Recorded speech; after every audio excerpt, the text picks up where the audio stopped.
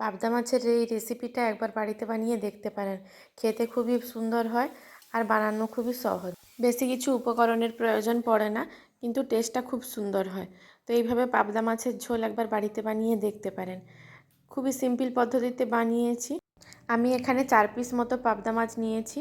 তো 4 পিস পাবদা মাছে আমি প্রথমে নুন, পরিমাণ মতো হলুদ আর কিন্তু একটু সরষের তেল দিয়ে দেবো। দিয়ে মাখিয়ে 10 মিনিট মতো রেখে দেবো। তারপরে কিন্তু আমি ভেজে নেব।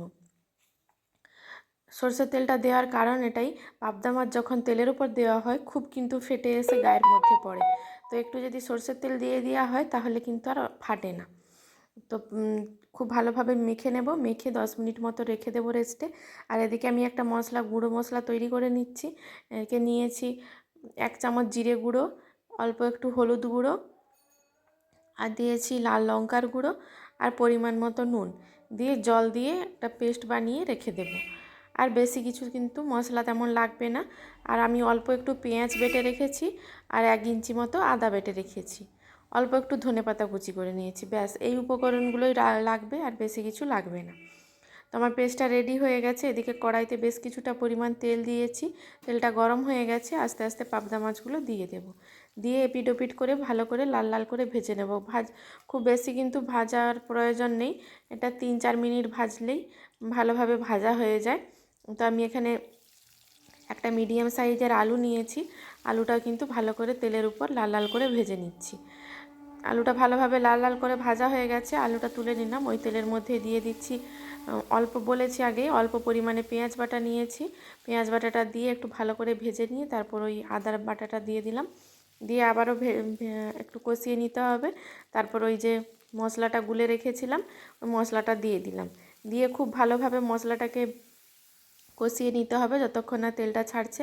তো মশলা থেকে তেল ছাড়া শুরু করে দিয়েছি। এরপর দিয়ে দিলাম ভেজে রাখা আলুগুলো দিয়ে মশলার সাথে খুব ভালোভাবে মিশিয়ে নিয়েছি। তারপরে দিয়ে দিলাম ধনেপাতা কুচি দিয়ে খুব ভালোভাবে মশলাটার সাথে মিশিয়ে নিয়ে তারপরে পরিমাণ মতো জল দিয়ে দেব।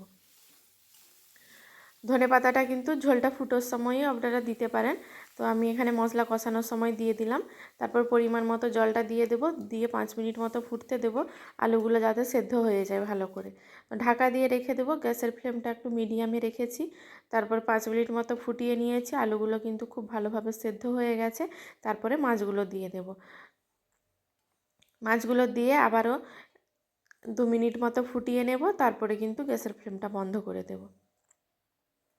আমার এই পাবদা মাছের রেসিপিটা যদি আপনাদের ভালো লেগে থাকে, ইউটিউব থেকে দেখলে চ্যানেলটি সাবস্ক্রাইব করে নেবেন, আর ফেসবুক পেজ থেকে দেখলে পেজটি ফলো করে নেবেন। আর আমার এই রেসিপিটা আপনাদের কেমন লাগছে অবশ্যই কমেন্ট বক্সে কমেন্ট করে জানাবেন। আর ভালো লাগলে লাইক কমেন্ট শেয়ার করে দেবেন। তো পাবদা মাছগুলো দিয়েও দিয়েছি। তারপরে 2 মিনিট মতো ফুটিয়ে নিয়েছি। তারপর গ্যাসের ফ্লেমটা বন্ধ করে দিলাম। বন্ধ করে দিয়ে তারপরে ঢাকা দিয়ে রেখে দেব। দেখুন তারপরে কিন্তু কালারটা খুব ভালো চলে আসবে। আমি এবার নামিয়ে নিয়েছি। দেখতে দেখুন কতটা সুন্দর হয়েছে। খেতেও কিন্তু খুবই ভালো হয়েছিল। গরম গরম পাবদা মাছের ঝোল আর ভাত দিয়ে খেতে কিন্তু খুবই ভালো লাগে। তো এইভাবে একবার বাড়িতে বানিয়ে দেখতে পারেন। আশা করছি আপনাদেরও খুবই পছন্দ হবে।